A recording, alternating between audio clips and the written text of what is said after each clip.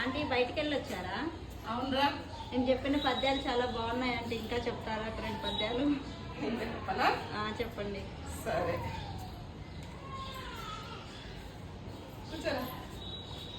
శ్రీ రుక్మిణీశ కేశవ నారద సంగీతలోల నగధర శౌరీ ద్వారకా నిలయ జనార్దన కారుణ్యము తోడమము రక్షింపుము కృష్ణ. దీని భావం ఏమంటే,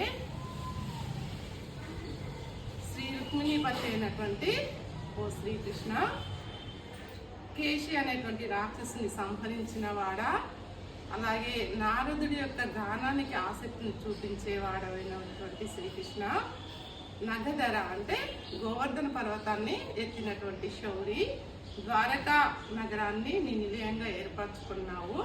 ఓ జనార్దన అంటే జనులను అనేటువంటి రాక్షసుని సంహరించిన వాడ, కారుణ్యము తోడ అంటే దయతోని మమ్మల్ని రక్షింపుము అని అర్థం.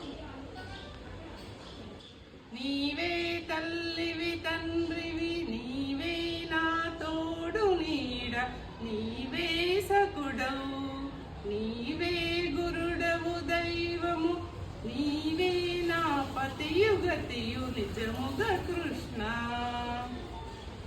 దీని అర్థం ఏమంటే, ఓ శ్రీకృష్ణ, నీవే నాకు తల్లివి తండ్రివి, నీవే నా తోడు నీడ, నీవే నాకు స్నేహితుడవు, నువ్వు దైవానివి, నువ్వే నా సమస్తము అని, ఇది నిజము కృష్ణ, నన్ను నమ్ము అని భావం.